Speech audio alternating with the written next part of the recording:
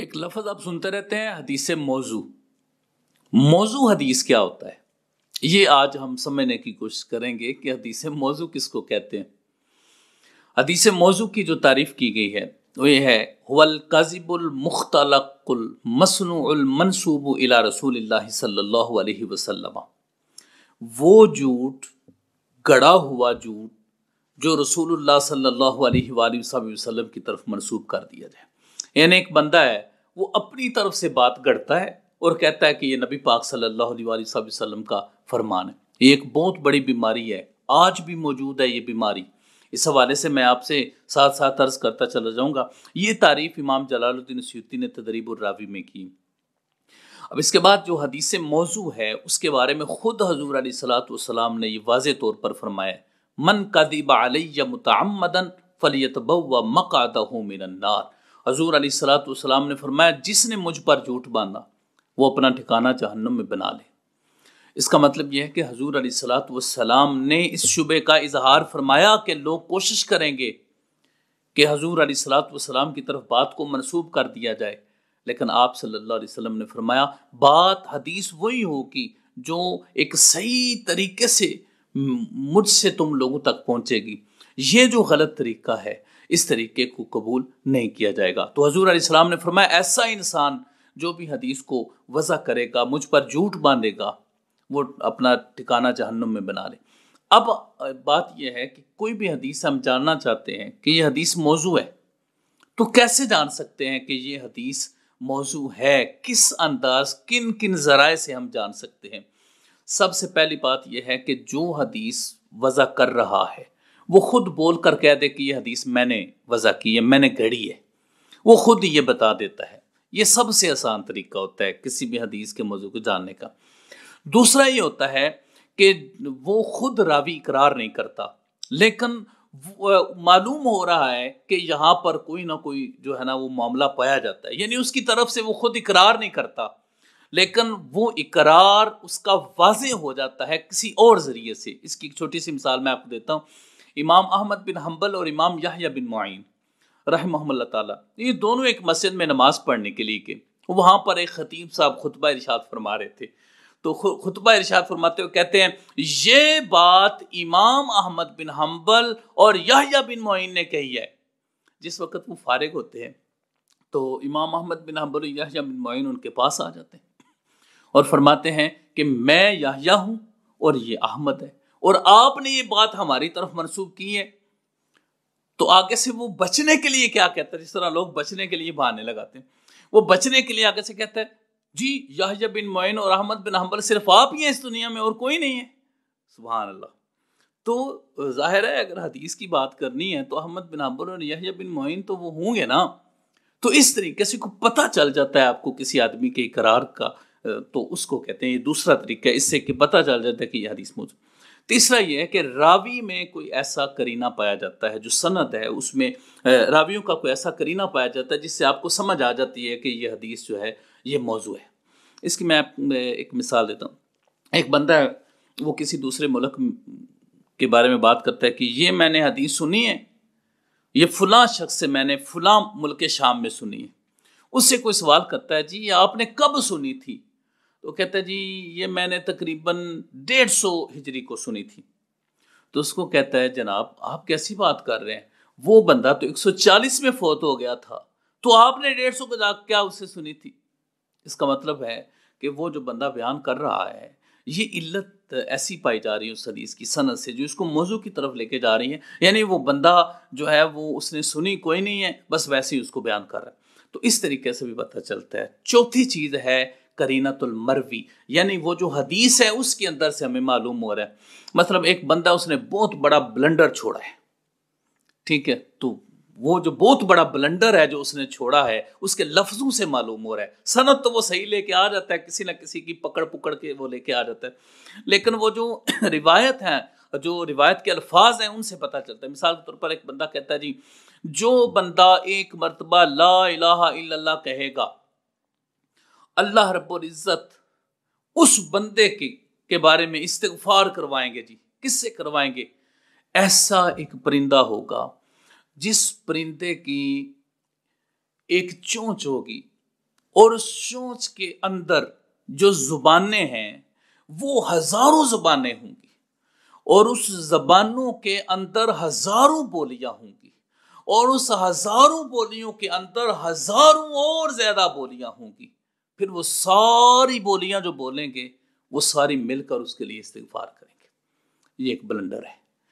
اسی طرح الفاظ ایسے استعمال کر دیے کہ جو پیارے آقا علیہ السلام کر ہی نہیں سکتے اور اس نے وہ کر دیا، تو یہ قرینۃ المروی ہوتا ہے، یعنی اس حدیث کے لفظ پڑھنے سے آپ کو پتہ چل رہا ہوتا ہے کہ یہ حدیث جو ہے یہ موضوع ہے۔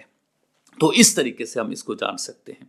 دوسرا ہم یہ جاننے کی کوشش کرتے ہیں کہ یہ جو حدیث موضوع ہوتی ہے یہ ضرورت کیا پڑتی ہے، لوگ کیوں کرتے ہیں، حدیث کو کیوں گڑھتے ہیں، کیا وجہ ہے کہ لوگوں کو وہ حدیثیں گڑھنی پڑتی ہیں۔ تو اس حوالے سے یہ بات ذہن میں رکھیے گا کہ بعض لوگ جو ہے نا وہ اللہ کے قرب کے لیے حدیثیں وضع کرتے ہیں کہ لوگوں کو اللہ کے قریب لے کر آئے، تو پھر اس میں بڑے بڑے عجیب عجیب جملے بول کر اور بڑے بڑے کمال کے ظاہری طور پر وہ جملے بولتے ہیں۔ وہ کہتے ہیں جی یہ بات حضور علیہ السلام نے فرمائی ہے کہ جو اللہ کے قریب ہو گیا اس کو یہ بھی انعام ملے گا، یہ بھی ملے گا، یہ بھی ملے گا، یہ بھی ملے گا، اور وہ پیارے آقا علیہ السلام کا فرمان نہیں ہوتا، اپنے پاس سے گڑھتا ہے تاکہ لوگ قریب آئیں۔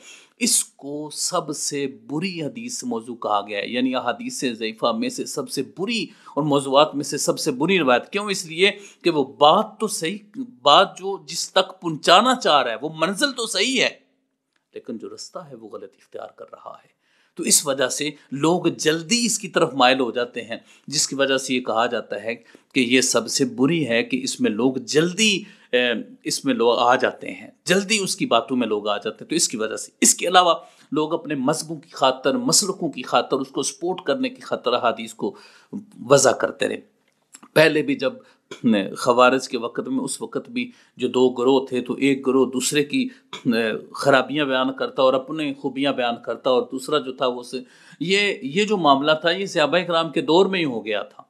اس کے علاوہ پھر اس کے بعد بھی یہ سلسلہ جو ہے وہ چلتا رہا، اور اپنے مذہب اور مسلکوں کی بنیاد پر احادیث کو اچھالا جاتا رہا، یا پھر ایسا کیا جاتا رہا کہ ان احادیث کو جو ہے وہ اپنے پاس سے گھڑ کر اس کو اس میں شامل کر لیا جاتا رہا۔ اس کے بعد تیسرا یہ کہ اسلام پر تان لگانے کے لیے کوئی غیر مسلم احادیث کو وضع کرتا ہے، جس طرح کچھ عرصہ پہلے لارنس آف عربیہ جس کا نام ہے، اس نے حدیث بہت زیادہ وضع کی۔ پھر یہ الحمدللہ رب العالمین کہ جو اس میں آپ کو پریشان ہونے کی ضرورت نہیں ہے کہ ایک حدیث موضوع ہے تو اب ہمارا کیا ہوگا، ہو سکتا ہے یہ بھی موضوع نہیں۔